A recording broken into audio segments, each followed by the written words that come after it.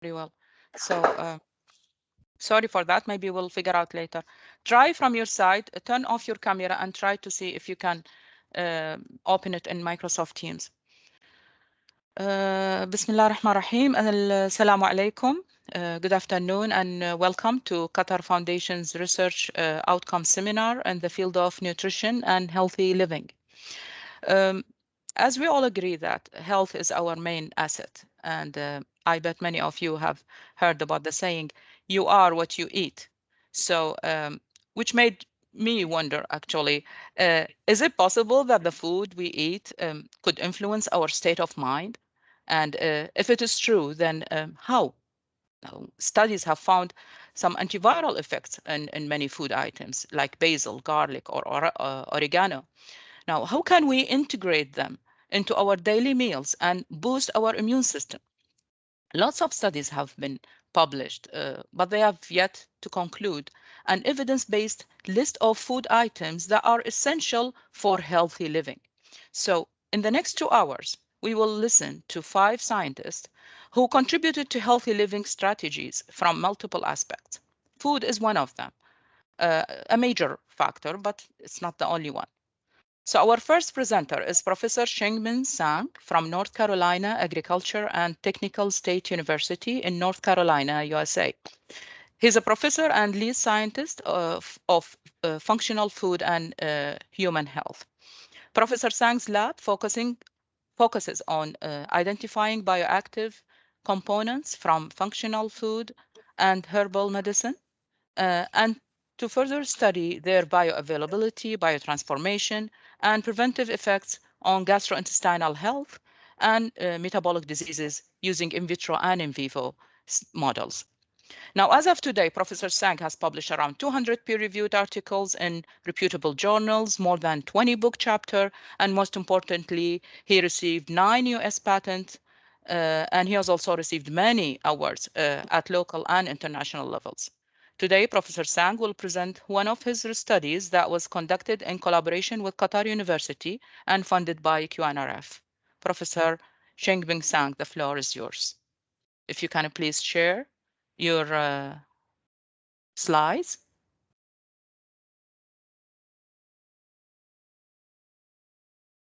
You go to the, yeah, unmute yourself, please. And you have Yeah, 15 minutes. You have 15 minutes. Starts right yeah. Can you hear now. me? Yes, I can hear you very well. Okay, good. Good afternoon, everyone. Also, it's morning time in the US. Um, yeah, it's my pleasure to share with you today regarding our studies, how to eat healthy food to prevent and manage diabetes.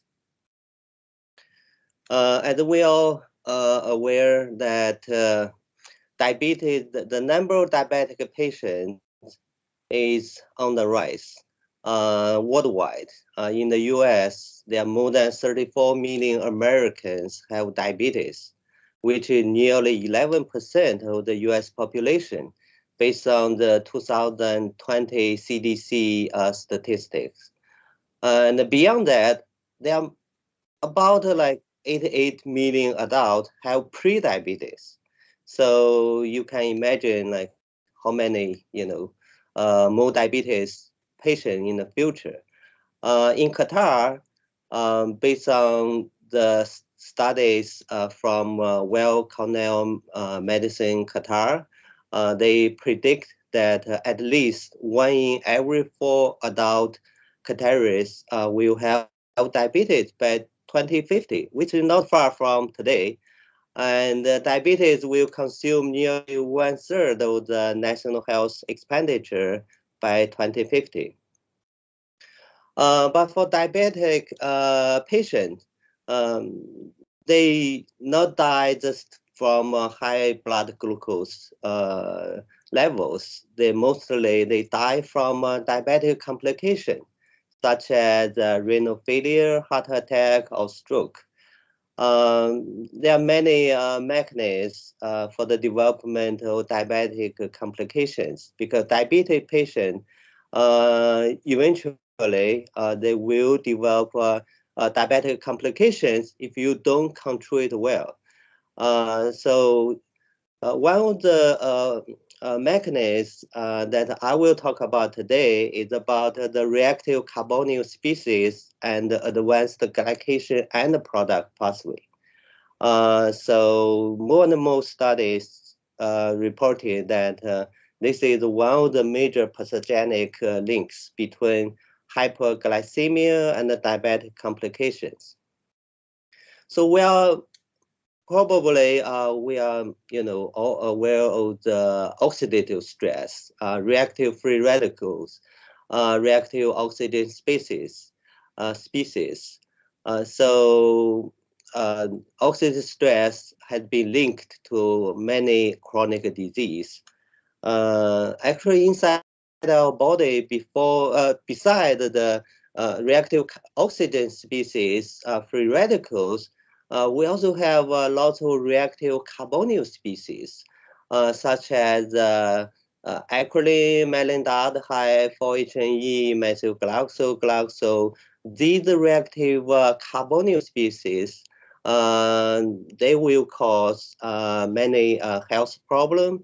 So the definition of carbonyl stress is the abnormal accumulation of carbonyl metabolite that leads to increased modification of protein, lipid, and DNA, and contribute to cell and tissue dysfunction, resulting in aging and disease, especially diabetes and diabetic complications. For the dicarbonyl species, such as glyoxal, methylglyoxal, and 3DG, there are many sources to generate these reactive carbonyl species. One of the major pathway for the production of GO, MGO, 3DG is the Mela reaction. Basically, it's the reducing sugar, like glucose, can react with the primary amine group in protein through multiple reactions to generate the advanced glycation end product, the glycated proteins.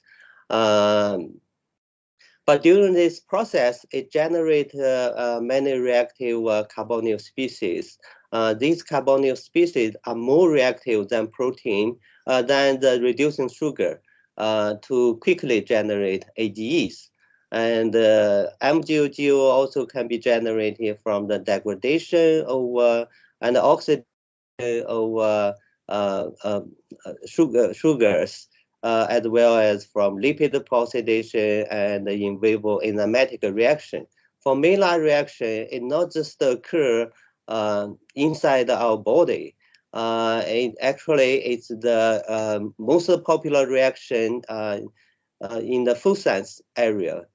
So you may not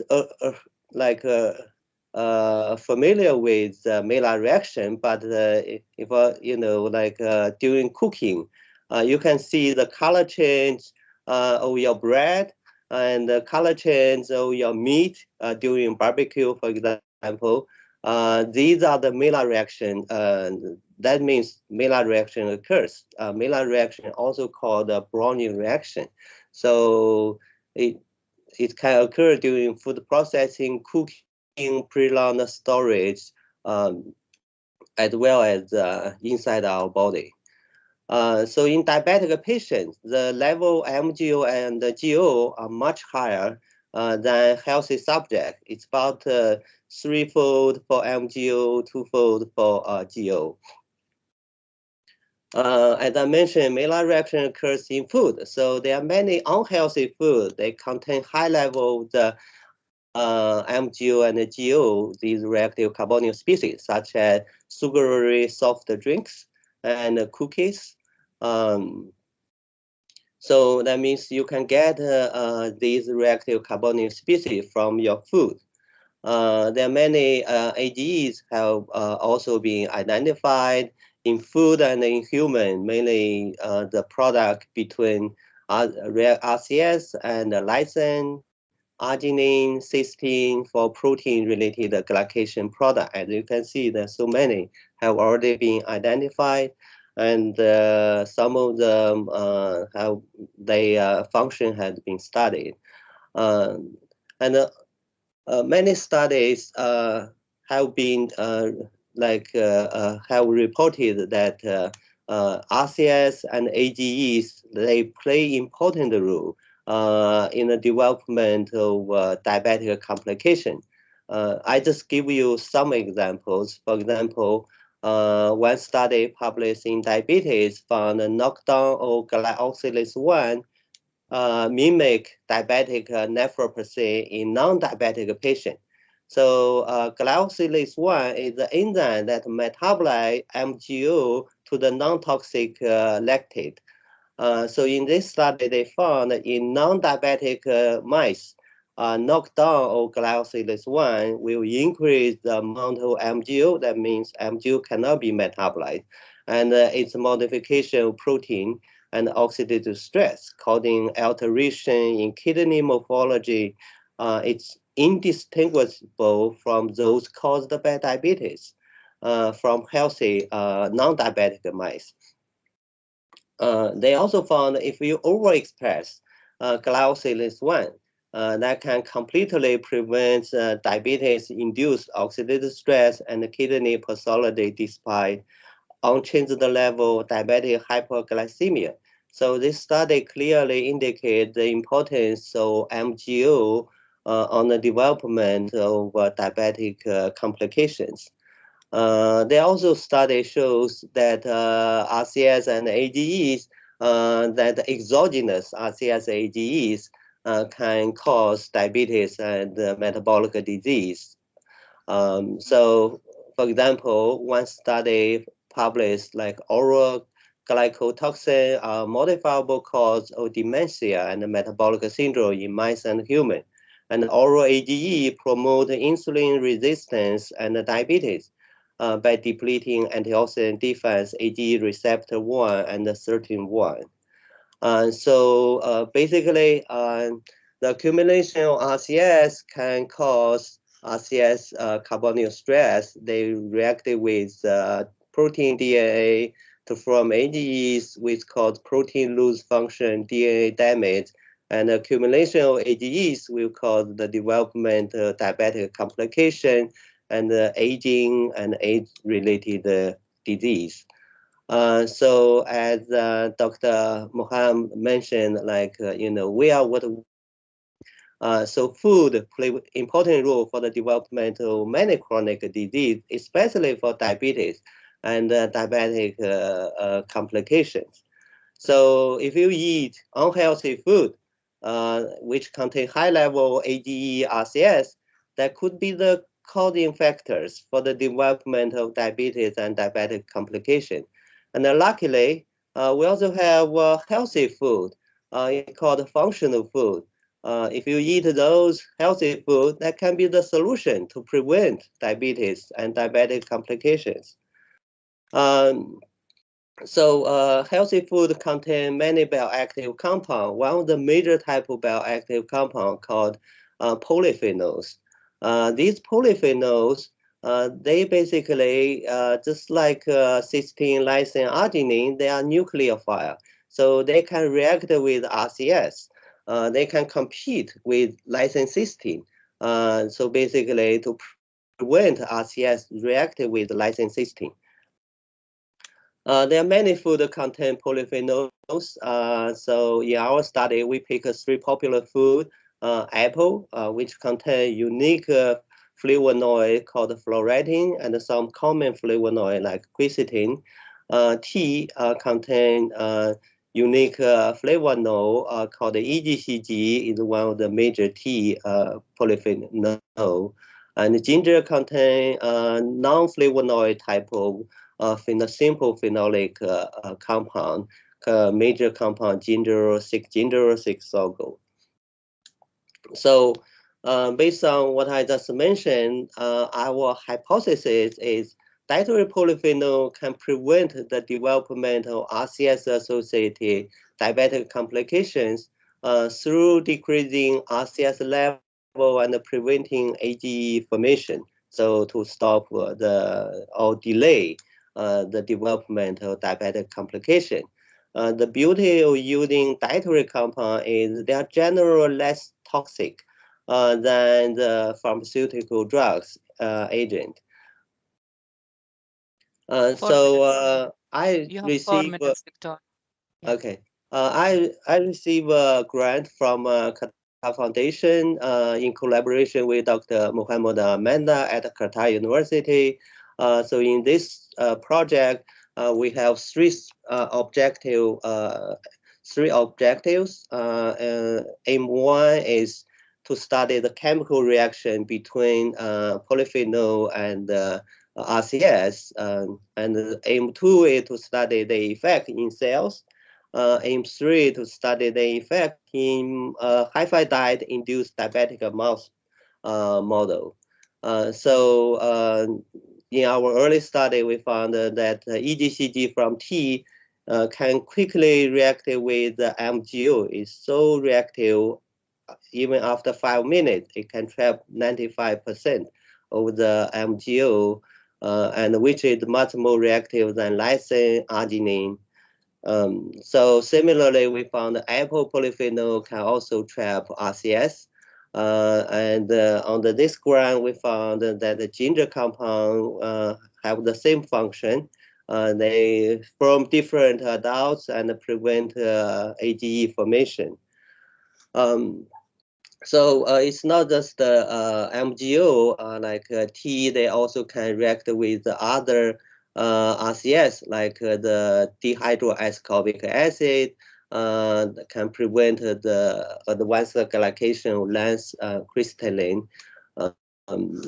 In cells, we found all compound like the polyphenol from apple tea and the ginger, they can protect against dicarbonyl-induced stress in cultured human retinal epithelial cells. So in this study, we test the 8 compounds from tea, ginger, apple, and we found the EGCG from tea, fluoretin from apple, and 6-sulfur-6-ginger from ginger. They are the most effective compound in scavenging MGO and inhibiting MGO-induced AGE formation in cells. Then we move to a mouse study. We pick one compound from each food. We pick EGCG, from tea, and fluoretin 6-ginger from apple and ginger. And basically, we found same effect in mice, and it's very consistent. More recently, we found further study whether they have effect in healthy mice. So we found the same thing, the quercetin, a flavonoid from apple. Even after a week, it can significantly decrease the MGO level in plasma kidney. And similarly, we found it can trap the RCS in the gut, not just in the systematic system. So Your in time is summary, up. Yeah, please, okay. just quick. Yeah, You have in half a summary, minute. basically, if you have diabetes or you are getting old, you basically have more endogenous RCS. Also, if you eat a lot of unhealthy food, you get RCS from diet. Then they will increase your chance to develop diabetic complication. And luckily, if you change your diet from unhealthy food to healthy food, that can prevent the development of a diabetic complication. So the take-home message is the intake of polyphenol-rich food had the potential to keep the level of toxic RCS low in humans. So they basically, they can clean our body to keep it healthy. So I stop here. Thank you, Doctor. Thank you very much. I know you have very interesting studies, but we have to stay with the, I'm sharing the agenda. Can you see it? Yeah. Yeah. Okay. Thank you, Professor Sang. Very interesting study. We'll receive all we'll answer all the questions. If you have anything, please just keep it written in the chat section, and we'll take care of it during the Q&A session at the end of this seminar. Our second presenter is Professor Tam Donnelly from University of Calgary. in Alberta, Canada. She's a full professor, Faculty of Nursing, and an adjunct professor at the Department of Community Health Sciences in Cumming School of Medicine in Canada. Dr. Donnelly research focuses on the health and wellness of immigrants and refugees, which include breast cancer and cervical cancer screening practices, HIV/AIDS, mental health care, and support for international students. Therefore, her work has contributed to the health and well-being of people worldwide, generated more than 60 publications, mostly as first author, and qualified her to receive many national awards. Today, Professor Donnelly will present one of her studies that she has led while working in Qatar as Associate Dean of Research at the University of Calgary in Qatar. Professor Donnelly, please, you may share your screen. Would you be able to share my screen? Do you think you cannot? You couldn't access this? Professor Donnelly, you cannot? Yes,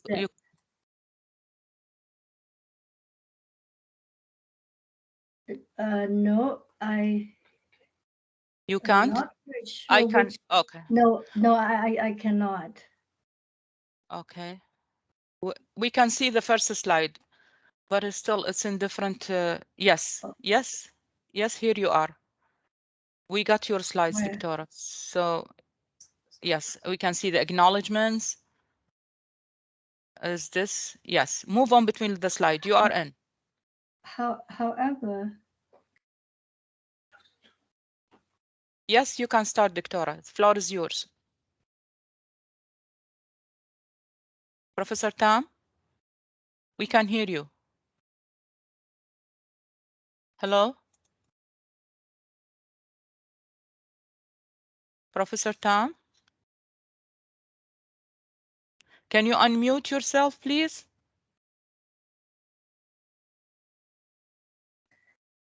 Yes. Professor Tam, yes. I cannot access my screen, so I'm just going to talk. If you would be able to share my screen. We can see it. We can see it, Professor. You are in the fourth slide now. It says purpose at the top. So that's you fine, can. Doctor. I can change the slide. It's okay. I can change it. But for some reason, I cannot see it. But as I talk, could you move my slide for me then? I will do that for you, Doctor. Don't worry. Please go ahead. You can begin. Yes, great. Thank you so much. Okay. You have 15 minutes. Yeah. Okay. Thank you for inviting me to present. And it is my honor to present at this research outcome seminar.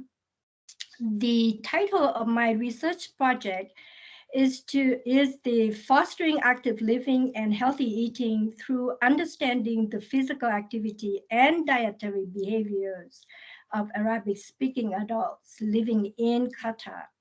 This 3-year research study was funded by the Qatar National Research Fund National Priority Research Program. Next slide, please. I am the lead principal investigator of this project. My other principal investigators are Dr. Al-Anur Mohammed Athani from the Qatar Ministry of Health, Dr. Aharat Al-Qatar from Hamad Medical Corporations, Dr. Kathleen Benjamin from University of Calgary in Qatar, Dr. Mohammed Admedna from Qatar University, Dr. Tak Sing Fong from University of Calgary, and Dr. Kimberly Crishley from University of Calgary in Qatar. I'm sorry, Doctora, can I just cut you off? Sorry. These are not the same slides. The people you mentioned are not the same people in the team that you just mentioned is not the same team that is in this slide. Right. Yes. Okay. I am not sure. You shared a different slide, Doctora. Okay. Sheikh Abdullah, let me share the copy I have. Yes, maybe please, that go will ahead. make it easy. Yes, yes. Okay, Dr. Tam, can you continue, please? Okay, can I? Okay, yeah. So as we all know, Physical inactivity is a global health concern and a substantial risk factor for many non-communicable chronic diseases. It was estimated to cause 3.2 million deaths globally per year, 30% of coronary artery diseases, 27% of diabetes, and between 21 to 25% of breast and colon cancer. According to WHO, the prevalence of insufficient physical activity in Qatar among adults, males aged 18 and above, was 33.4%, and female is higher, 49.7%. It has been observed that dietary patterns in the Middle East and North Africa have changed significantly between 1961 and 2007. Changes from conventional diet to westernized diet were associated with high burden of chronic diseases. Also, diet tend to be high in salt, sugar, and fat. A healthy diet is sometimes called a balanced diet, as it needs to consist of different types of food. In 2012, a dietary guideline for Arab country was developed by the Arab Center for Nutrition in Bahrain. It's called Food Dome. It advises people to eat a variety of different foods daily from 5 main food groups. It also recommends 30 minutes of moderate activity for most days of the week. WHO recommends that for a healthy adult between 18 to 64 years of age should accumulate at least 150 minutes of moderate intensity activity per week, or 75 minutes of rigorous exercise. However, data from a GCC country revealed that 40% of males and only 27% of females reported that they were physically active in accordance with the WHO guideline. Therefore, the objective of our study were to determine the physical activity levels and food habits of Arabic-speaking adults, to assess their attitudes and beliefs regarding physical activity and healthy diet, to determine significant predictors of their intention to engage in physical activity and healthy eating. We aim to gain an in-depth understanding of factors that influence their physical activity and eating behaviors. We also aim to identify health promoting strategy that would have to increase activity, living, and the healthy eating. This study would benefit Qatar in terms of increasing understanding of the underlying factors that influence the physical activity and dietary behaviors. Healthcare planner and policymaker can also use this study finding to develop appropriate health policy and raise an educational program to promote active living and healthy diet. The information can also be used to develop intervention program, which may lead to reduction of the incidence of cardiovascular diseases, cancer, diabetes, obesity, and depressions, falls, and morbidity for people in Qatar. The finding of this study can also be used for Arabic people living in the Middle East regions and people of similar ethnocultural backgrounds living in other parts of the world. This research is the mixed method study research. The quantitative component of this research was the survey with 1,600 Arabic-speaking women and men living in Qatar. The qualitative component of this study consisted of 32 focus group interviews with 128 Arabic-speaking women and men.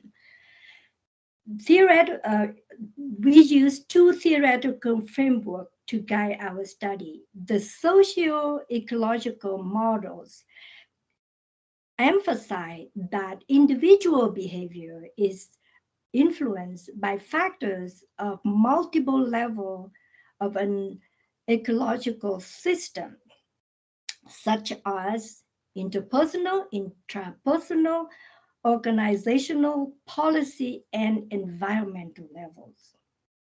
The theory of planet behavior was used to guide us in the measurement of participants' intentions to engage in physical activity and looking at their attitudinal, normative, and control beliefs. The data analysis we use SPSS and NVivo, which is the data analysis program. So several key results were found from our study. Regarding the level of physical activity and healthy eating, we found that while 99% of participants believed healthy eating and physical activity will benefit their health, 27% did not feel they eat healthy. 39% felt they only eat healthy sometimes. Similarly, only 45.4% reported engage in physical activity, and 26% felt they only engage in physical activity sometimes. We found that male participants were more active than females. The younger group, with the age between 18 and 29, were reported more physically active. To our surprise, older group between the age of 50 to 69 were also reported as engaged more in physical activity. In terms of healthy eating, slightly more males than females reported eating healthy, 36% versus 33%.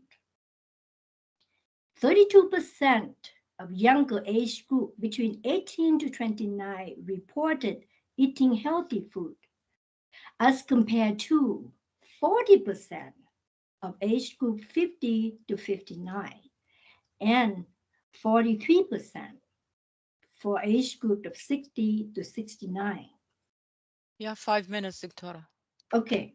The most common barrier to physical activity was reported by 71.6% of our participants were lack of time and hot weathers.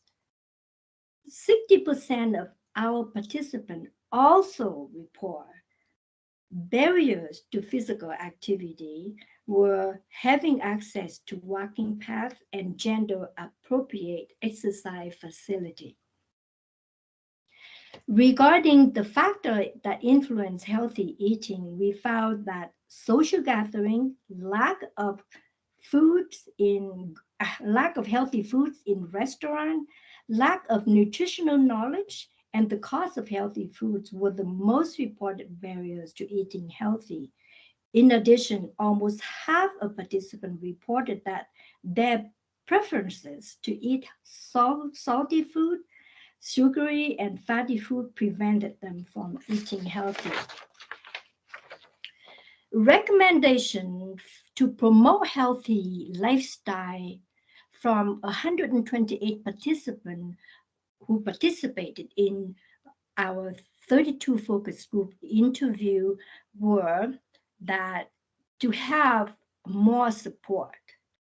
They recommend to have more cultural support for women, family, and group from the government, the media, the religion organizations, and environmental planner.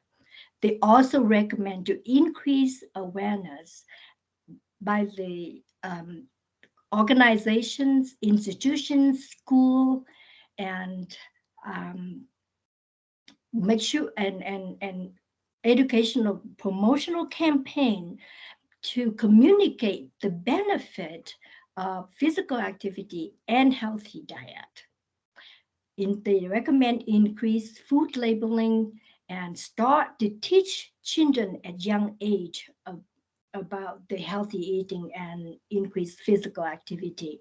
They recommend to promote the physical activity by encouraging balance between physical activity and diet, encourage participation and active participation in sport and tournament, encourage eating homemade food, and balance between the healthy meals and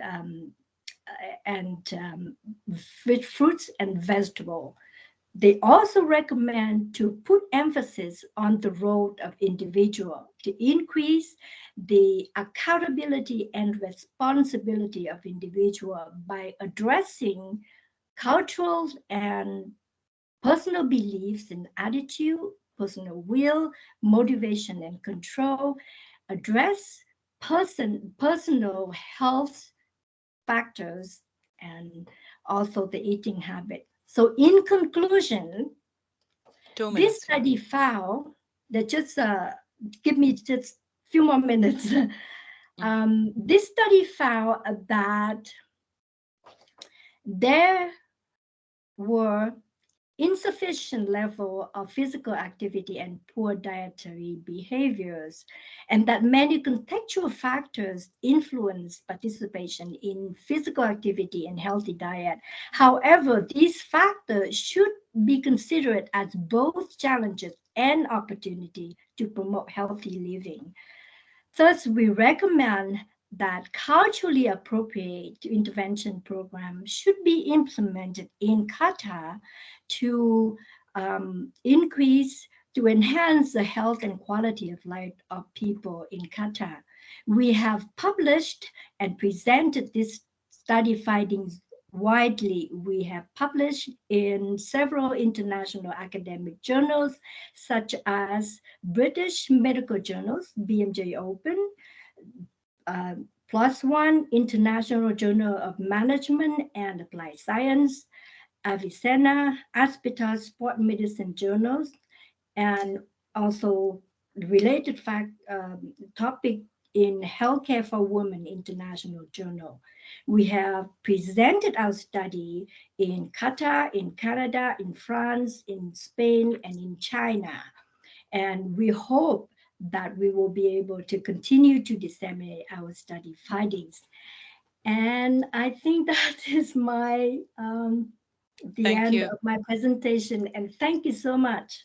Thank you. Thank you so much, Professor Tam, for such interesting finding, actually, to find male are eating healthier than female. That's a bit surprising. I know that usually female would take care of their diet more. So Yes. it's interesting. We'll keep, again, the question and answers for the last session. And let's move on with Professor Mohammed Verji. Professor Mohammed Verji is an associate professor of family medicine and clinical medicine at Weill Cornell in Qatar.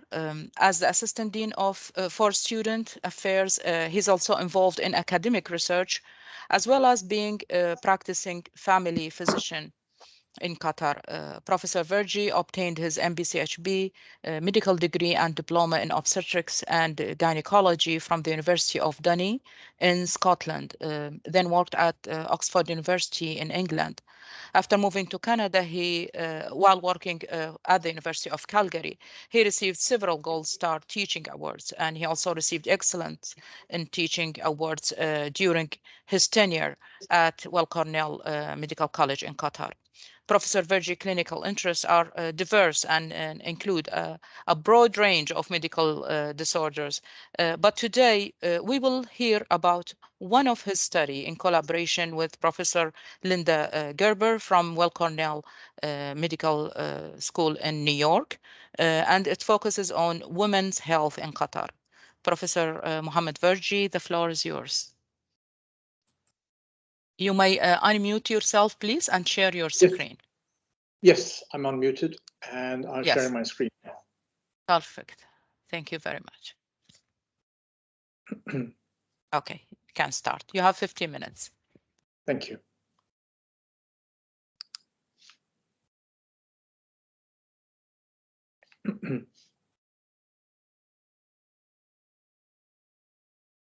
I have pressed on the share screen, but it's not coming up. Okay. Sheikh Abdullah, are you there?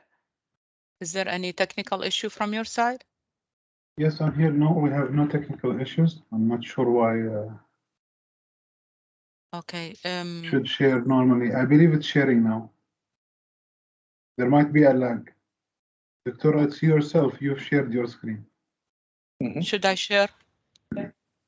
You can share the Dr. Mohammed's slide, yes. Okay.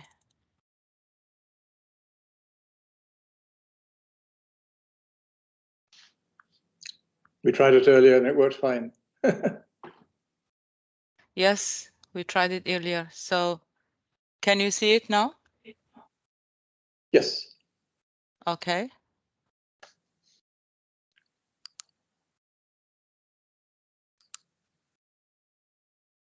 Okay. You may start, Professor. Yes, please. I think they can view it. Yeah. I just want to go on the full Can you view it? Yeah. If you can get the full screen, there we go. That's fine. Yeah. Yeah. Just let us know when you want to move between the slides so we can click from our. All right. So, yeah. So I'm very grateful for this opportunity to present our work, which is very, very important. Women's health had not been studied at that time. We took our basic template from the SWAN study, and we are going to present our findings today. Next slide, please.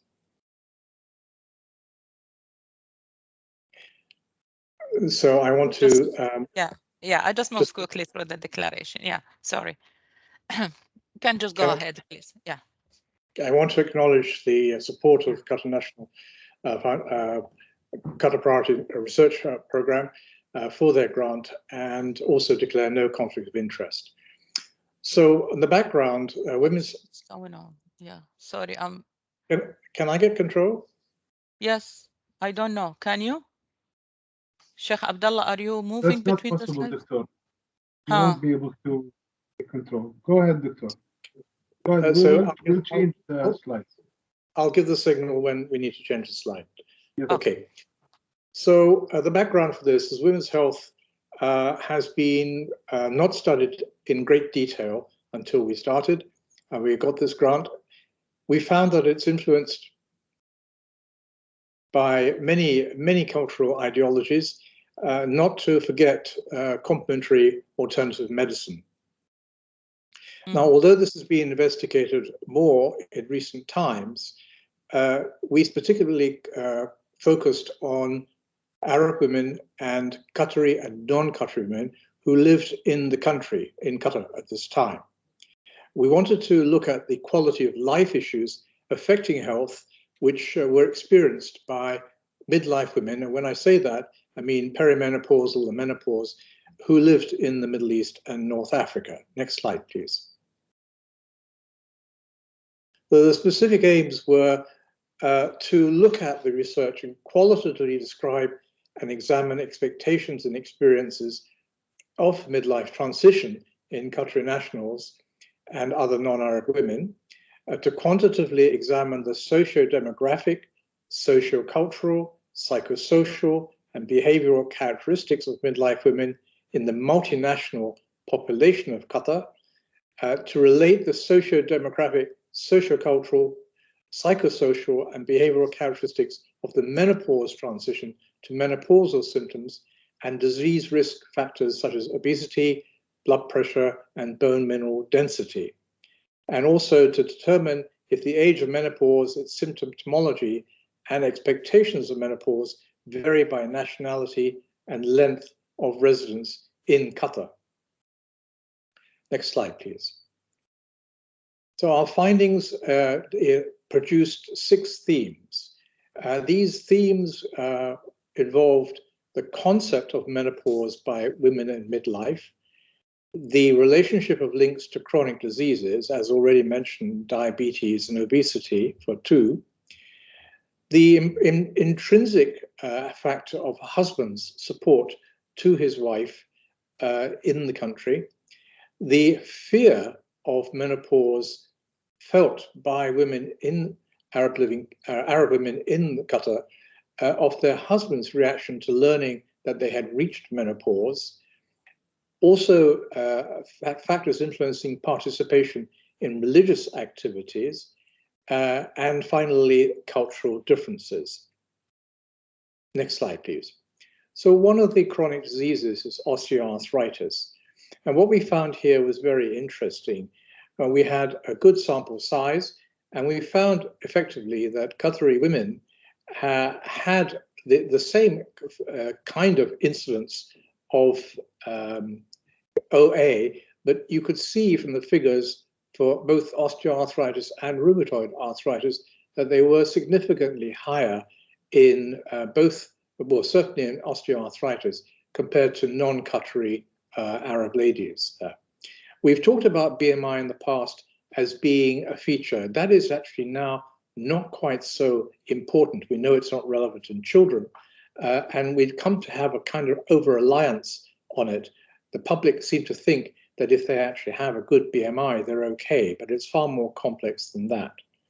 And we've looked at various other things. So where in fact physical function, for instance, in OA is concerned, that was very significant in between Qatari and non-Qatari women, whereas the others were pretty well on a similar equivocal basis. Next slide, please. So the theme, the concept of menopause, I need to go through because this reveals some very interesting information. Women, Arab women, did not like the term menopause. As we know, they cannot always translate Arabic into English and English into Arabic. So it will translate loosely to mean the hopeless age. And many did not see this as a hopeless time of life. And 2 quotes here. I have no objection to the word menopause. It is not the age of losing hope. Menopause is physiology changes only. These are direct quotes. And second one, I have no idea exactly of what does the word menopause mean, but the word means despair, which is not a good word, and it could be a despair of life and a despair of having children. The next slide, please. So the links to chronic diseases is important because women believe that there was a relationship between menopause, osteoporosis, and vitamin D deficiency. We now know that vitamin D deficiency is global. And it's particularly a paradox to know that in this country, which has very limited days of cloud and rain, that with plentiful sunshine, that we actually do have a vitamin D deficiency problem. 2 quotes again. At this stage, they say if you miss the menstrual cycle, you will have vitamin D deficiency, and usually women will be more vulnerable to osteoporosis. Now, that's a concept from one of the focus groups. The second one is there are changes happening when entered into the menopause stage. Medically, hot flashes, osteoporosis. I don't know whether you want to know other things or other symptoms. So there seems to be more than that. But women clearly are thinking about this whole theme. Next slide, please. We actually carried out bone mineral density of the spine. The next slide comes up.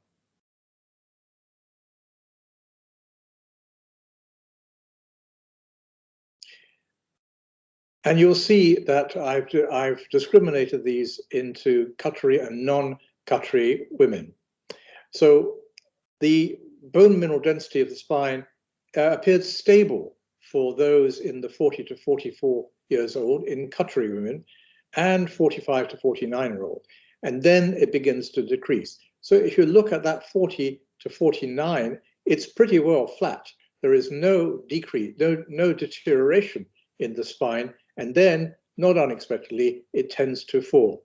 But in non-Arab women, it tends to start falling from the age of 40 to 44 consistently, and in fact crosses the line. And women, Qatari women, appear to be, shall we say, better off and healthier from their bone density, bone mineral density point of view over time. Next slide, please. This one actually looks at the trochanter and the femur. And again, you can see that Qatari women come out pretty well on top. The level from 40 to 54 is virtually flat, which says that they maintain a state of health, which doesn't affect, perhaps, is not found by other non-Qatari women. You can see perhaps a slight blip as it goes up, and then a progressive fall, which in fact doesn't even cross the Qatari line. I'll wait for the slides to come back.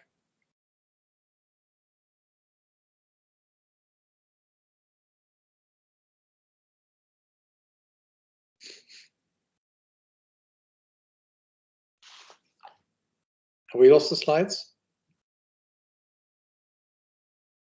Can you hear me? I can hear you. Okay, is it this slide or the next one? There's no, I can see no slide at all at the moment. You There's can't? nothing on. No, No, all I Doctor, can we see can't is see the slide. So why can't you? You cannot see the slide? No, they just went Can you off. restart your PowerPoint, Doctor? I believe there's a problem with your PowerPoint. What did you do? Okay, okay, Has sorry. to We be were restarted. trying to fix the full. Okay, we need to restart. Yeah, can you close it and open it again? Yes. Just close the whole program and open it again. I think there is an issue. Okay, I need to close the program and open it again. Okay. Quit. Right-click on the program and quit. Okay. I close and open. Right-click on the program, right-click and quit.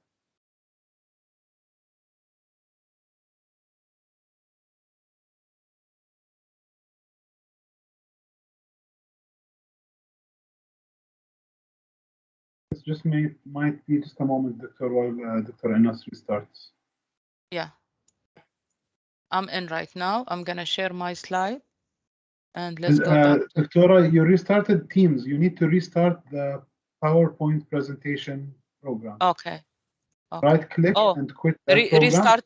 Restart the PowerPoint. Okay. Yes, not the Teams. Your Teams is working fine. Okay, I closed it and it's open again. Yes. It shows the screen.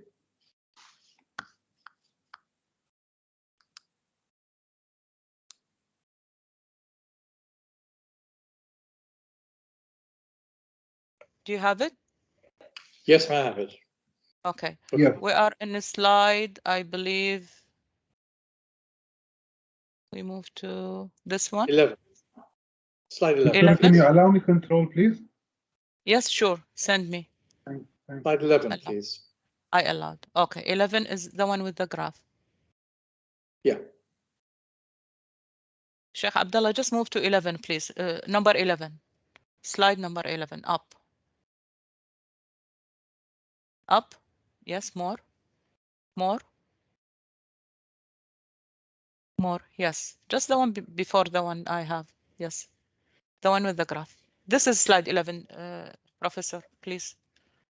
Thank you. I'm sorry, I think I'll have to go over this again briefly.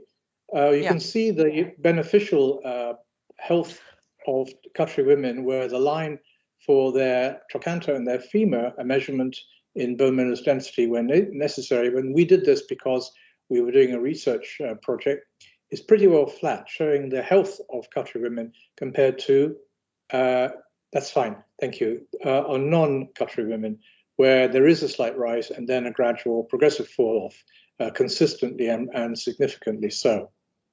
So This is a very positive finding for Qatar women, implying better health that may be due to the fact that an average weight is higher than non-Qatar women, and that the paradoxical fact that obesity, to a degree, doesn't always cause diabetes, but it is also protective for health. We know in Afro-American women that that category, that ethnic group, has the lowest form of osteoporosis, and this may be a corollary found in Qatar.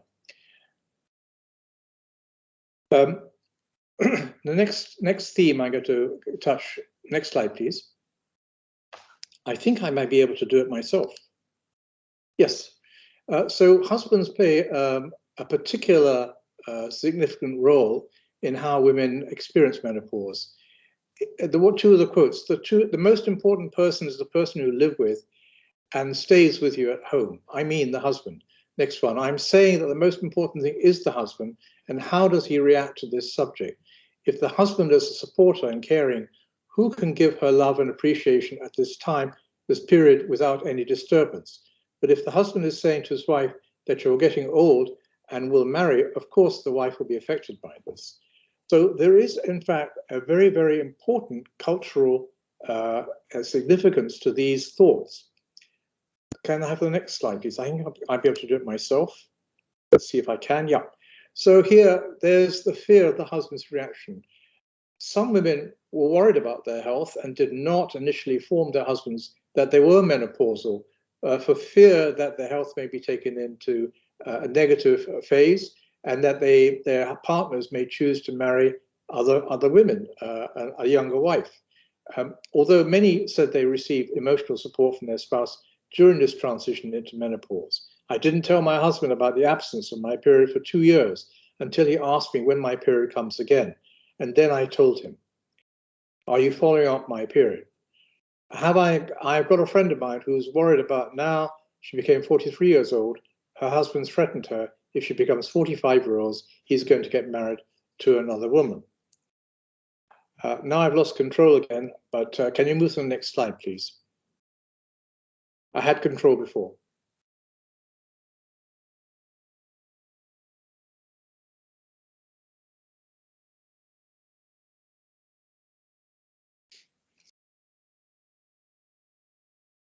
Sheikh Abdullah, can you hand me back control, please? I had it perfectly just now.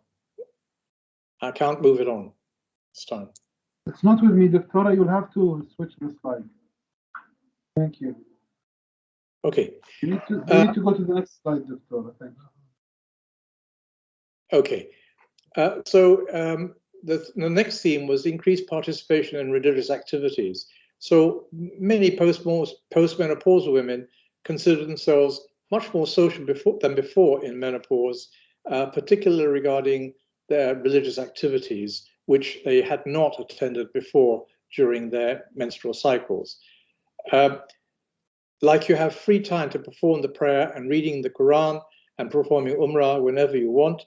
Sometimes when a woman performs Umrah, she may have the period, and this is annoying. Some women take pills to stop the period before traveling to Hajj or Umrah and have the period regulated. Cultural differences were significant. There are many cultural similarities between Qatari and non-Qatari women, both groups believing that they differed from the Western society regarding religion and familial support. We Qatari women and Arab women don't have much differences, but we have big differences between us and foreigners. The culture is different. And a Muslim woman accepts menopause, as I said, it came from God and she should accept it. But the Western woman, there is nothing to stop her from committing suicide at this stage. That's rather drastic a thought in a way, but it's something that's a concept. Key measures there were the information obtained by face-to-face questionnaire. It wasn't really possible to do this with just focus groups and written surveys. Obesity included all the usual height, weight, circumferences, and bioimpedance analysis. Blood pressure was checked, and we already mentioned DEXA of hip and spine.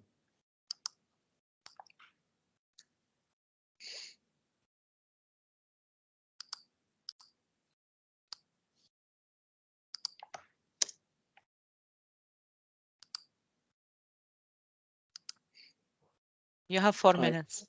I'm not able to move it forward, I'm afraid. Okay, I can move it. That's fine. This one? Yes. Okay. Now we come to the place of complementary alternative medicine. And we find here an interesting find in that most people, most Qataris do not necessarily exceed non-Qatari women, but there's a significant amount of use of alternative medicine. And as, in fact, we go further up, less and less is used. But this is during the menopausal period. Next slide, please. You can see the prevalence of use of CAN in Qatar, and they are used to control vasomotor symptoms, somatic symptoms, and psychological symptoms. So looking at all those figures, they were very interesting and revealing about the type: nutritional, herbal, psychological, physical, and folk medicine, very much in vogue right now. Next slide, please. So what are the outcomes? We've already mentioned the similarities. We've talked about some perceptions and experiences in menopause and the difference between Qatari society or Middle Eastern society and Western women. We've also found that the prevalence of osteoporosis is significant, and that vitamin D deficiency is not necessarily a significant factor at this time. We actually found great similarity between Qatari and non-Qatari women. Remember, they're living in the same country, except for a significant difference between the femur in Qatari women, which is much, much stronger. Next slide, please. The self-report of osteoarthritis or rheumatoid arthritis was associated with significant disability in our sample, and there were reports of joint pain, stiffness, and etc. And I've talked about the relevance of obesity in protecting Qatari women. The hot flashes assessment, 75% had a BMI of greater or more than 30. Frequency of hot flashes increased from 11.6% to 23.4% in rising BMI, and the BMI remained an independent risk factor for hot flashes after controlling the menopausal status. Odds ratio is significant there. Next slide, please. There's no doubt that some CAN treatments are beneficial in menopause, and they include acupuncture for nausea, chronic MSK pain, massage therapy, and mind-body techniques such as meditation for pain and anxiety. Next slide, please. I want to thank the research team, which includes the LPI, my colleague, Dr. Linda Gerber. I'm very grateful to her and the team, all the names there, our research assistants, and our consultants at HMC, Dr. Benner, who sadly is no longer here, but in Turkey, and Dr. Mohammadi. Next slide, please. We managed to produce several peer-reviewed publications in time, and I listed them here. There are actually 7, but I've only listed 5 because I referred to them in the presentation today. Next slide, please.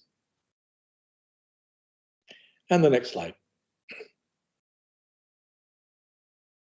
And I want to thank you for this opportunity to present some of our findings. I am sorry, I apologize on my behalf if there were any glitches, but I think we managed to get through it eventually with the combined help of Sheikh Abdullah and Dr. Enas. Thank you. I wouldn't have been able to do it without you. Thank you. Thank you very much, Professor. I know these technical issues we're kind of facing all over the, in almost all the slides. So, I mean, all the presenters, so no worries. But you did very well. Thank you very much. So let's just move on to the next presenter, Professor Khalil Salama. Professor Khalil is a senior consultant, pediatrician at Hamad Medical Corporation and the head of neonatal intensive care unit at Al Wakra Hospital. He's also an assistant professor of clinical pediatrics and neonatology at Weill Cornell Medical College in Qatar. Professor Salama's extensive knowledge and experience in the field of neonatology have generated more than 30 publications based on the outcome from around 25 research studies so far. Today, we will share one of his collaborative studies with Cincinnati Children's Hospital Medical Center in Ohio, United States. And the study has investigated risk factor of vitamin D deficiency among breastfeeding mother, despite of living in a sunny country like Qatar. Let us enjoy listening to the details of this study. Professor Khalil, are you with us? Professor Khalil?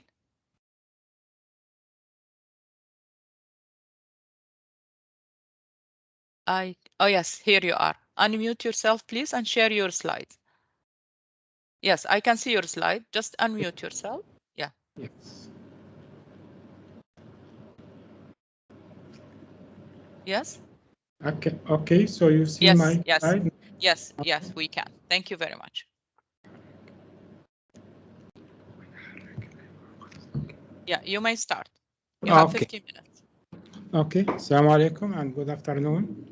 Our topic is the effect of high dose of postpartum maternal vitamin D supplementation alone compared with maternal plus infant vitamin D supplementation in breastfeeding infant in high-risk population.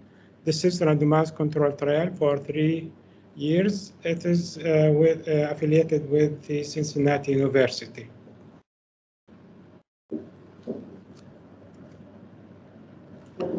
Okay, so this is supported by the Qatar National Research Fund. I have no conflict of interest. We have our professor, Dr.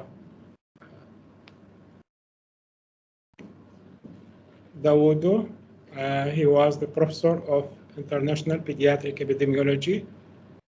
He shared with us his knowledge, and he has more than 150 publications. Unfortunately, 1 month back, I just called to try to see him and to talk him that when he present this for Qatar Foundation and Qatar National Research Fund, but his daughter said that he's passed away. So may God bless him. Sure. We have also Dr. Abdelbari Binar. He's in Turkey, but he was for the statistic and he helped us a lot. Dr. Najah from the obstetric and gynecology.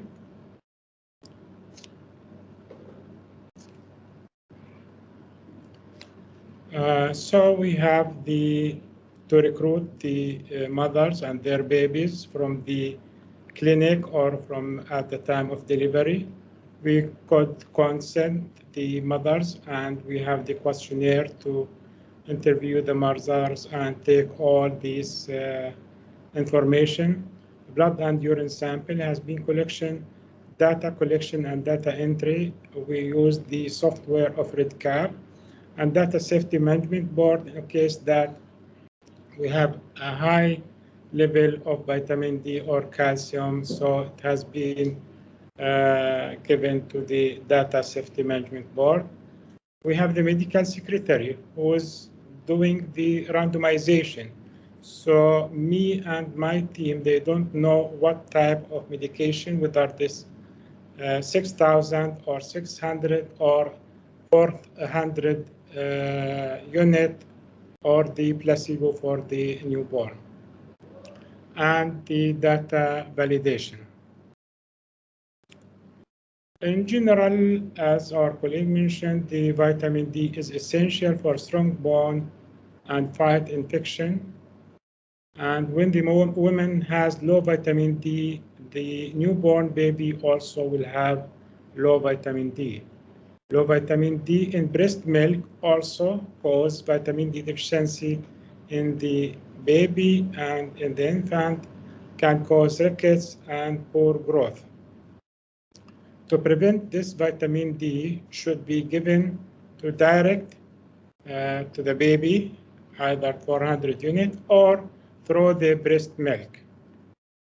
This is famous radiography and photo from the past. Most probably now very rare to see these cases of bowing and knock knee.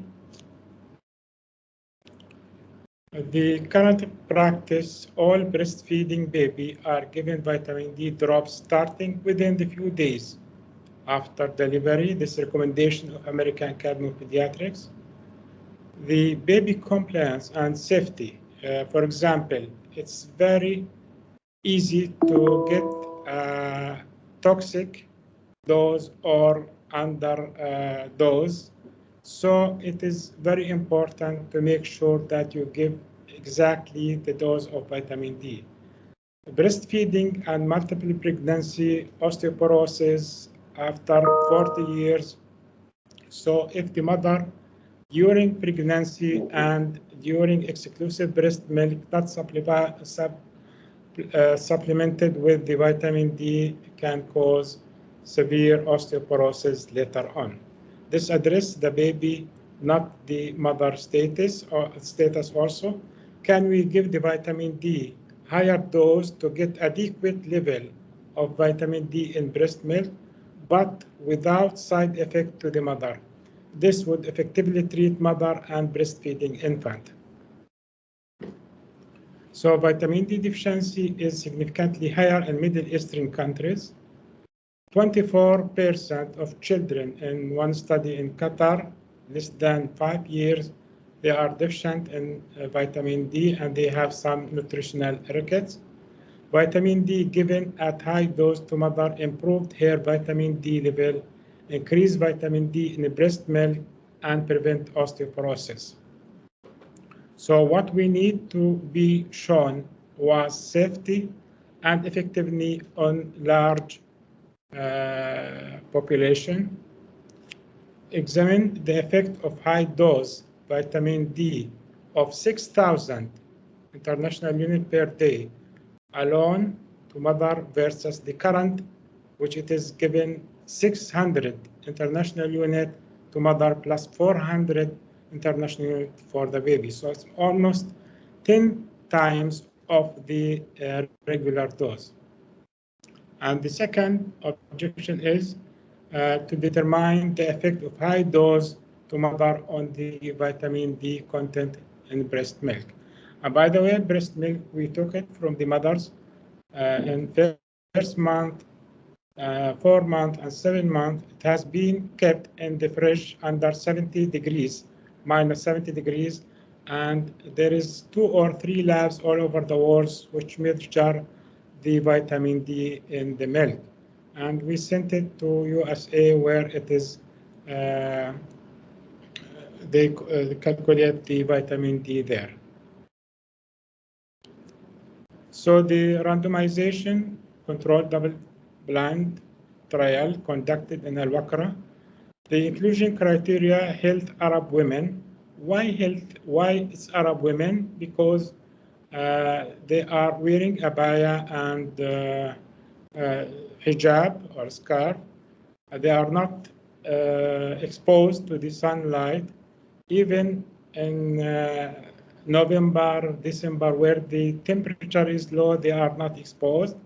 And exclusive breastfeeding for the 6 months of these mothers and available for follow-up and agreed for blood test. Exclusion criteria is diabetes, disorder of thyroid or calcium, mother already on vitamin D treatment if it's deficient, so exclusive, and infant with anomalies.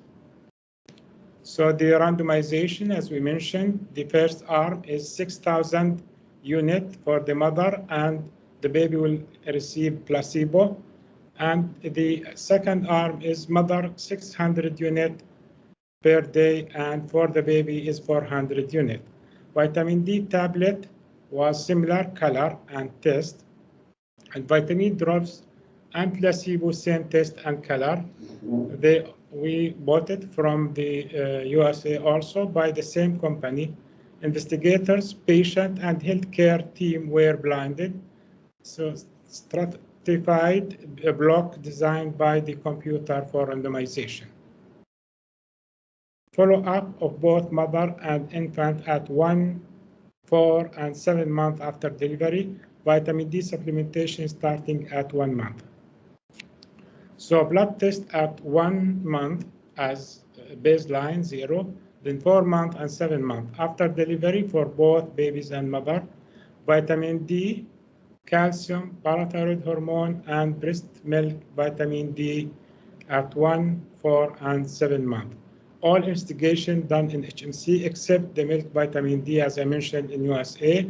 Mother's urine calcium creatine ratio at monthly interval. Monitoring for effective and safety, as we mentioned, the Safety Data Management Board. So this is the result. We started with the recruiting a patient and interview and doing the questionnaire.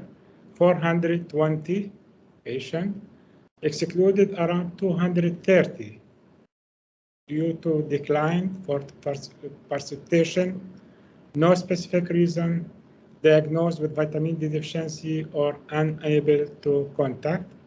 The enrolled and randomized 190.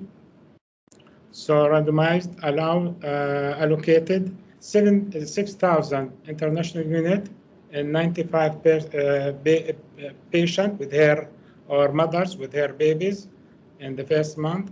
Allocated 600 unit, 95 patient or mothers with their infant, 400 international vitamin D.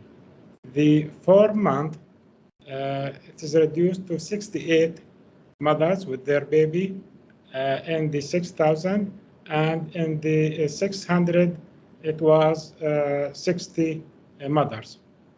Analyze, thoroughly visit with the exclusive breast milk during this 6 months. So this is the 0-1, where is the first month, around 21% of mother, they have deficient in vitamin D, severe deficiency, 62% with the mild deficiency. So total around 83%, they have vitamin D deficiency and 17% they have normal. Here we are using nanomole. Every 25 nanomole equal to 10 nanogram. Yeah, 4 minutes. Sorry? 4 minutes. Yes, okay. Total of 83% were vitamin D deficient. So this is the infants in the first month, 47% severe deficiency, 35% they have mild deficiency, and 18% they have normal vitamin D level. So this is the maternal serum, vitamin D in the first month, 4 month, and 6 month. So in the first month is around 35 nanomole, which equal is around 12.5 nanogram. The 4th month is 88 nanomole, and the 7th month is 98 nanomole. So this is for the 6,000 unit. For the 600 unit, it is in the 4 month is 51 nanomole, equal to 25 nanogram, and 51 nanomole, which equal around 25 nanogram. So it is much difference, and the p-value is very significant. Infant in the first month is 21 nanomole, which it is equal to 10 milligram. The 4th month is 60 nanomole, and the 7th month is 47. So it is good for the both for the infant and the 600 and the placebo, because the baby is taking vitamin D through the milk.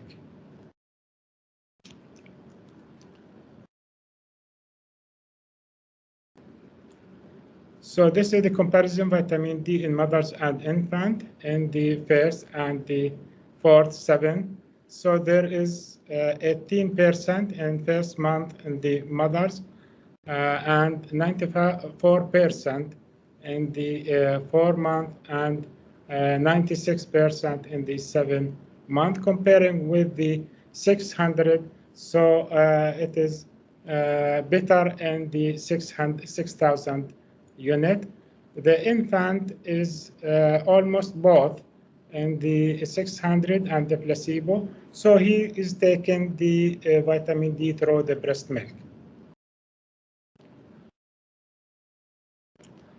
Again, the red one is the mother with 600 unit and the blue one is 6,000 unit. And we did not have any toxic dose or a high level and the mother during receiving the 6,000 unit. Same also the calcium ratio and the serum calcium is within normal range. So the conclusion, high chance for vitamin D deficiency in breastfeeding Arab mothers in Qatar. Nearly 50% of infants without vitamin D supplementation have severe vitamin D deficiency. Lack of sunlight exposure and delayed vitamin D supplementation are possible reasons for low vitamin D level. This study shows that mothers are given high dose vitamin D, both mother and baby can achieve adequate level of vitamin D without side effect. The higher dose vitamin D to breastfeeding mother showed better content of vitamin D in the breast milk. So the public health impact and recommendation to prevent vitamin D deficiency in breastfeeding mother and newborn, education of healthcare professionals and providers, and the studies found that mothers prefer to take medication themselves rather than to give the newborn baby. Higher dose of vitamin D to mother alone is alternative strategy to help the breastfeeding infants and mother. Thank you. Thank you very much, Doctor. That was very interesting. Actually, I really enjoyed listening to the outcome. And can you hear me? Yes. Yeah, okay, because I see. Okay, so let's move to Professor Farah. Glad to see you. Can you please share your screen? And while I'm introducing Professor Farah Naja, our next presenter, she's an associate professor in nutrition and in nutrition epidemiology at the University of Sharjah in the United Arab Emirates. Professor Farah earned her doctoral degree from University of Toronto, Canada. She is currently leading an active research portfolio with over 95 publications. Her research aims to explore innovative approaches to study dietary intake with a focus on the impact of Mediterranean diet on health and environmental. Together with her team, she has launched the first mother and child nutrition cohort in the Middle East, in Lebanon, in Qatar, and so that's a joint in Qatar and Lebanon, and contributed to the launch of a similar cohort in the United Arab Emirates. Without further ado, we're excited to hear more from Professor Farah herself. So please, if you may start your presentation. Thank you very much, Dr. Inas. It's my pleasure to be among you, and thank you for sticking around. I'm the last speaker, so I really appreciate your patience and sticking around for listening. Can you just confirm, please, that you are seeing my screen? Yes, we do, and we can hear you very well. Thank you. All right, thank you very much. See, there seems to be some glitches with the screen. Yeah. Just disappeared. Yeah. I've envied myself. Okay. Yeah. It should come That's back. Fine. We'll see. Yes, it should here back. it is. It's back. It's back. Very good. Let's see if it works this time. All right. So I'm going to start by what my colleagues have been talking about this afternoon, which is the impact of and the burden of non-communicable diseases. I mean, obesity, diabetes, it's a no-brainer that these are the diseases that are killing us, and the global death is just increasing, and the highest increase is seen in our part of the world. So ischemic heart disease, stroke, and diabetes are among our main killers. So as you can see, this slide is black, as in we're not getting better. Things are not improving, unfortunately, but I would like to share with you a glimpse of hope, a window that we can together share and cherish, which is 80% of these non-communicable diseases are preventable. So I consider this as a window, as an entry point that we can address the non-communicable diseases. I mean, and how can we address it? Nothing better than this event that is taking place today, where nutrition and lifestyle are being considered. I mean, if you want to prevent NCDs, we cannot change our genetics. We cannot change our gender. Males are more predisposed than females, and so on. And many things that are beyond our reach, previous history or previous family history of diseases, these we cannot change. What we can change in preventing NCDs is the diet and lifestyle. And this is a Lancet picture showing that, or graph showing that dietary risk factors are on the top of the list. So this is giving further due to this initiative taken by the QNRF to address healthy lifestyle. So, and it's really no secret that we are moving away from the healthy diet to a Western diet, and we're getting more sedentary, and this is contributing to the rise of NCD. Now, if I was to ask you which of those we should intervene at, so now we know that we have to address diet, we know that we have to exercise more. Who shall we educate? I mean, this is the life cycle. Shall we address this gentleman here? Like, this is when diseases or NCDs typically happen, 60, 50, 70. Is this the age that we should work on? Well, it seems we were thinking of the wrong stage of the life cycle, and it is the first 1,000 days that we have to address. All these diseases start from our first 1,000 days of life. So this is the huge momentum that has happened in the scientific community, that we have to address the first 1,000 days. And I'm not going to go over these global agendas, how the nutrition during these days or during early life has climbed the global agenda. Ban Ki-moon spoke about it, Kofi Annan spoke about it. Even in our region, our Dean of Nutrition spoke about it. In Qatar, Sheikh Saleh bin Ali has spoken that it is mothers and children. So, knowing that mothers and children and nutrition during gestation or during pregnancy is so important, the countries around the world have rallied to make guidelines. States, UK, Austria, Latvia, many countries around the world have rallied to make the guidelines, to make nutrition guidelines during pregnancy. Have you lost me? Am I still there? You're still there. We can hear you.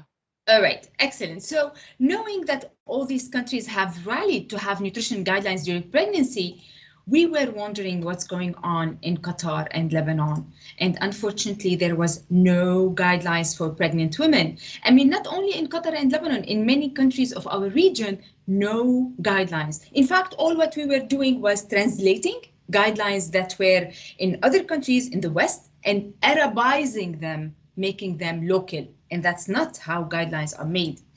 So in order to do our own guidelines, we have to have mother and child nutrition cohorts. We have to follow our pregnant women, see what they're eating, see the effect on the child, wait for the child until he grows up, and see how to recommend nutrition guidelines.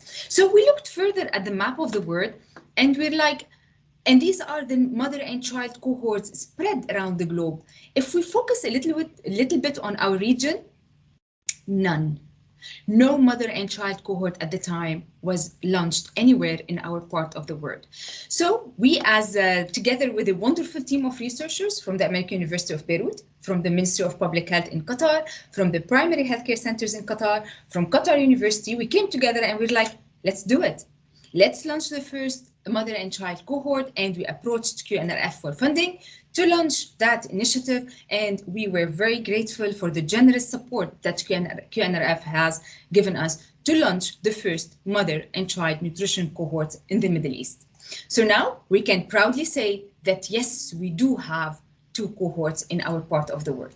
We published the protocol. The protocol was elaborate enough and rigorous enough that we were able to feature it in BMC pregnancy and childbirth.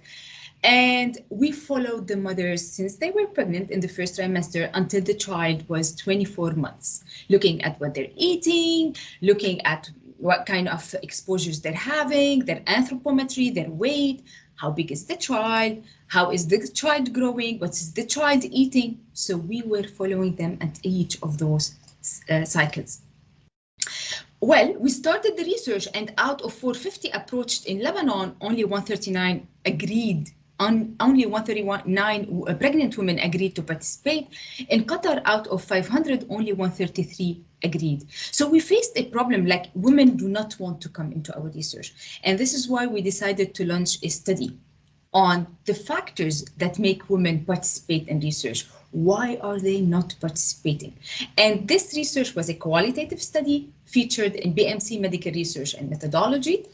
And we found that 2 main drivers affect women's participation: exposure to previous research, their own personalities, as well as factors related to research.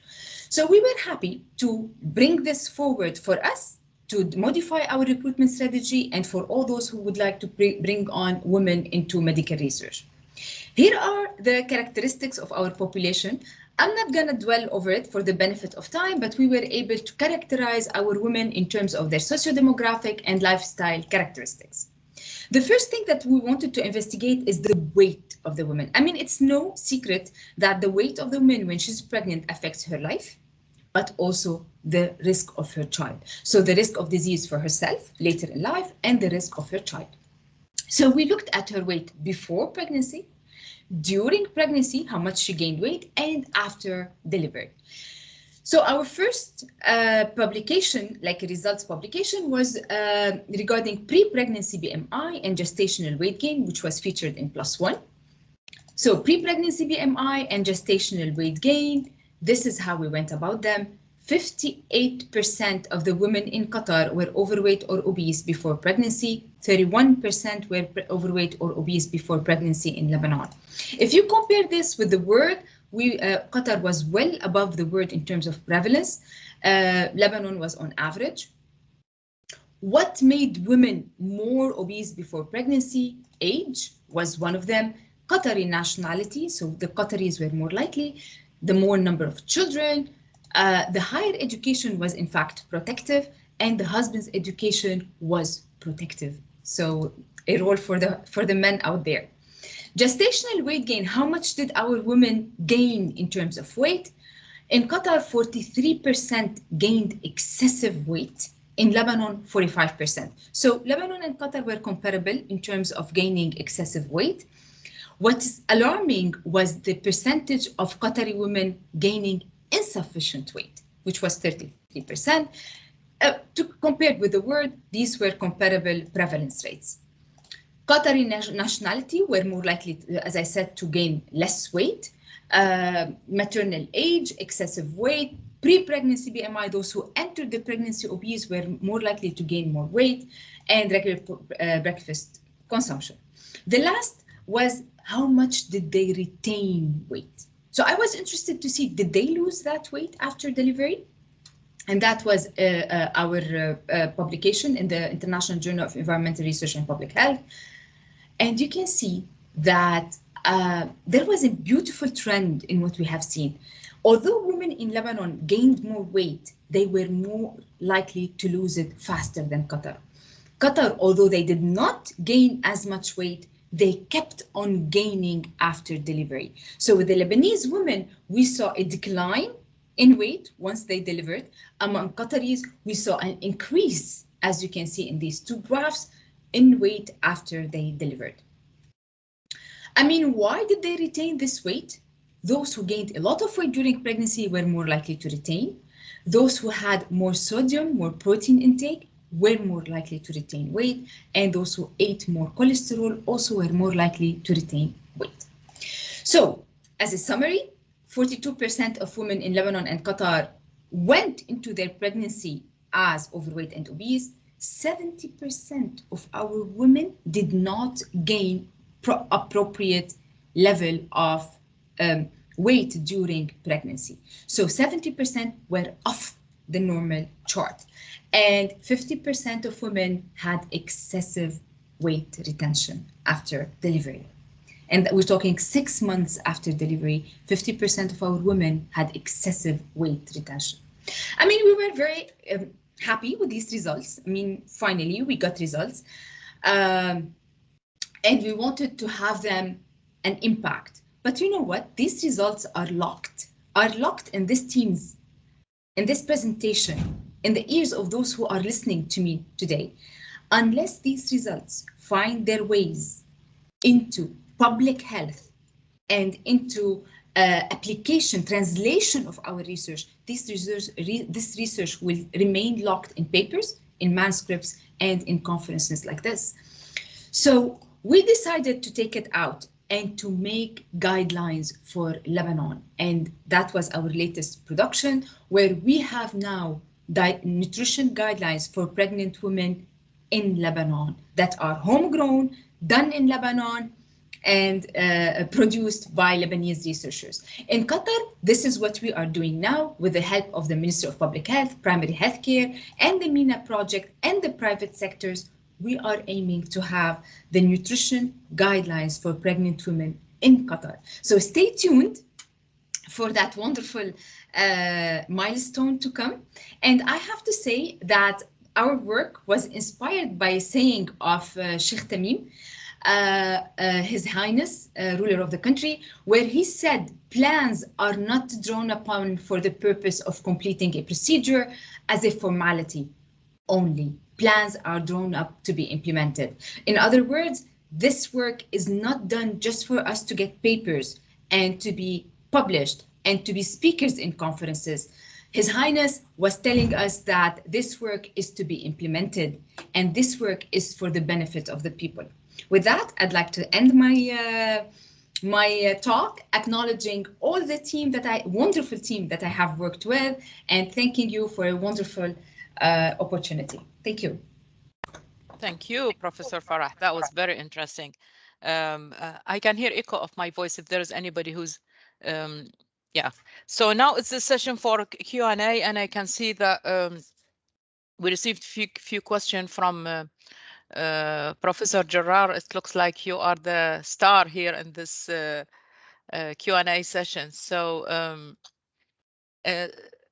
I'm going to start one by one. I believe number one was for Professor Sang. The question is about the concept of polyphenols. Antioxidative properties has been around for a while. So the proof of evidence that polyphenols directly counter MGO effects is interesting, but needs further research. What further research you recommend to do, and how that can be commercialized in R&D? Okay, that's a good question. Yes, it definitely need further research, especially in human. So we have demonstrated like in vitro and in mice, but there are very limited studies in human. So we are doing some human study. I have a USDA grant to test the postprandial effect from apple intake.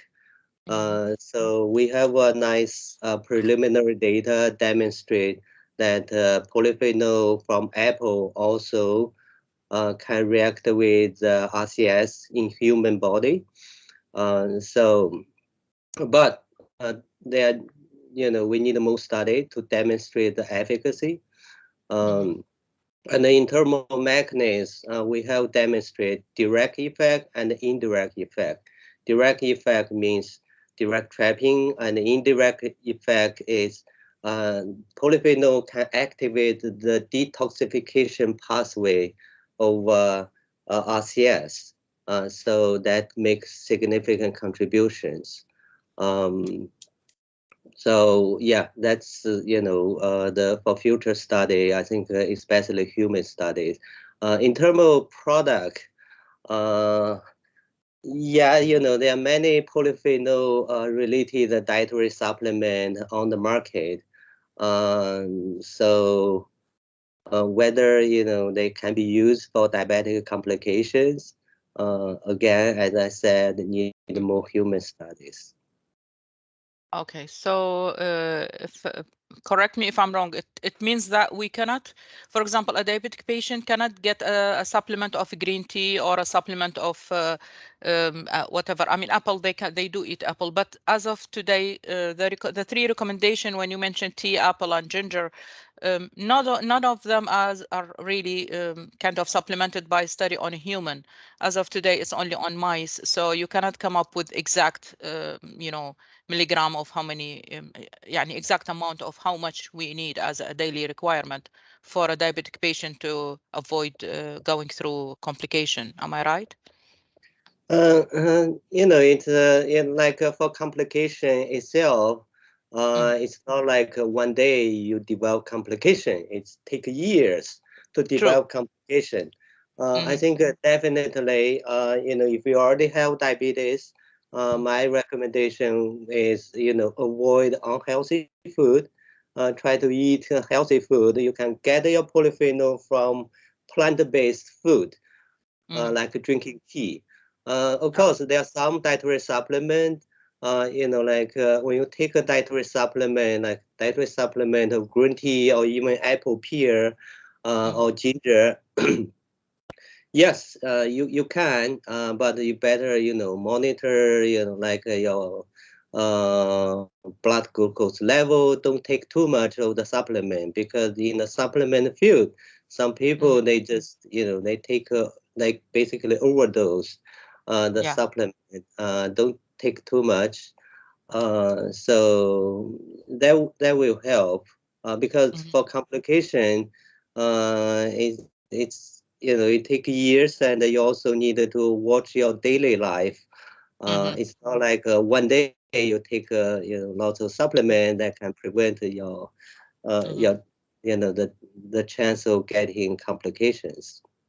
And in general, you definitely prefer to have it naturally, just like drinking a cup of tea rather than taking pills of green tea, which can reach to highly dose, a dose that's not really recommended. True, like keep just a healthy diet the way you mentioned. But you didn't specify the kind of tea. Which tea you think would be more beneficial for diabetic people? Based on our study, I think green tea is better than black tea, because black tea, the fermented tea, and the green tea compound basically polymerize to generate the reddish color. These compounds in black tea are less bioavailable than the compound in green tea. So green tea is better than black tea, in my opinion. Thank you very much. The second question, Professor Gerard is asking about, is there a universal criteria for healthy diet? I think this question to Professor Tam, if you are with us. Tam, can you hear me? Yes. Yes. So we have a question asked about universal criteria for healthy diet. Did you provide in your survey description of healthy diet? Because you remember in your question, in the answer you mentioned, like for example, male are eating healthy diet more than female. So what's your definition for healthy diet? And why do you think that different ethnic group or different nations don't like to adhere to eat healthy diet?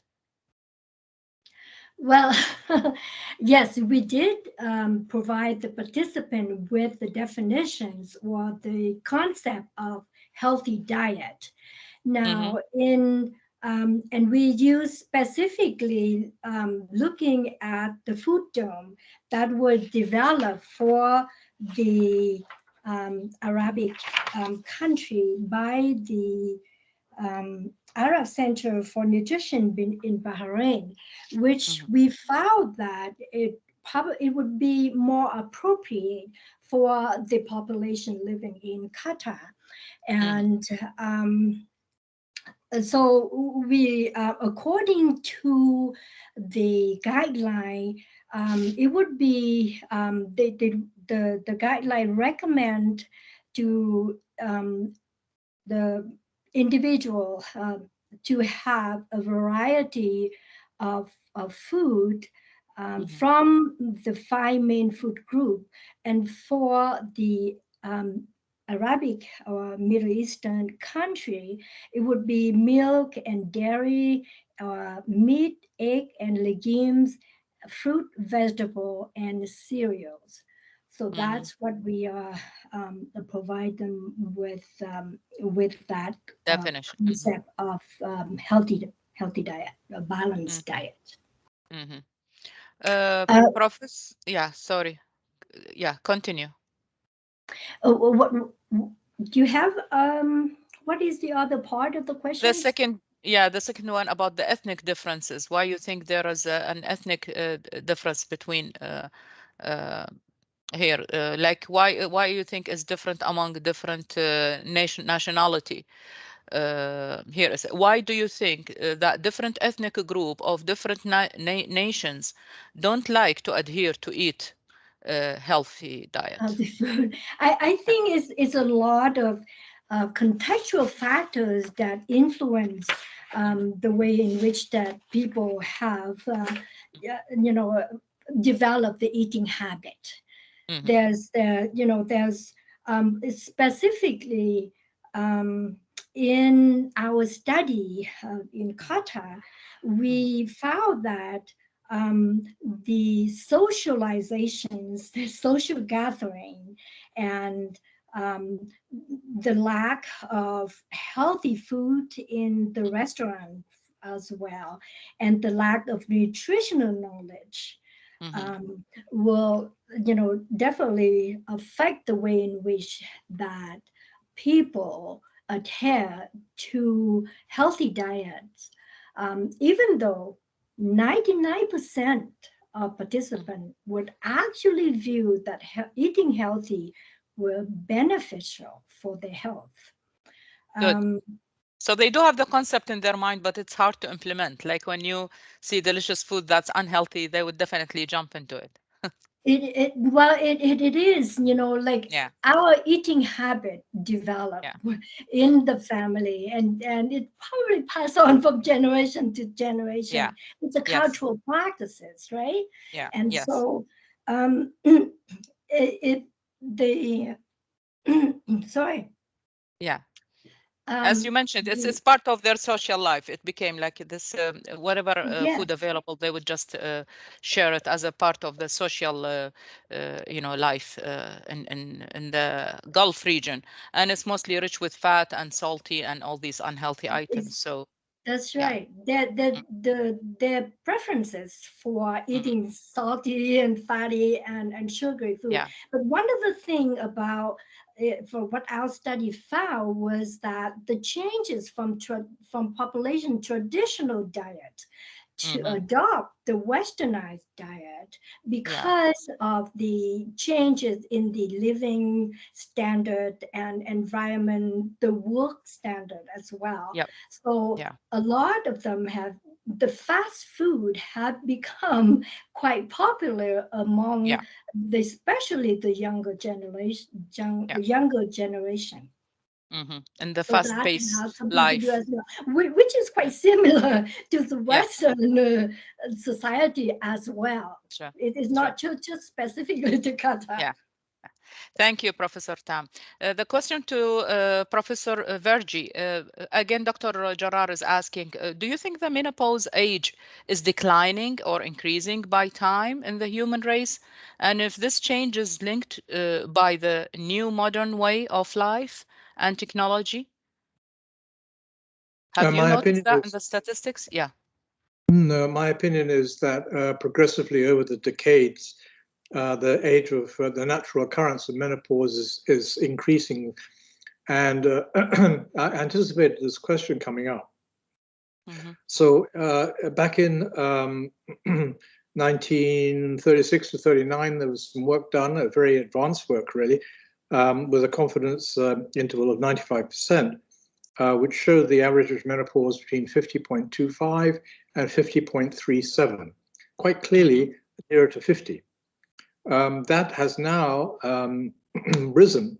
This is a study done on people born during 1960 to 64, which is obviously not in 2020, but the trend is there, has shown that the age increased from 50.31 to 52.73, with 95% confidence interval certainty.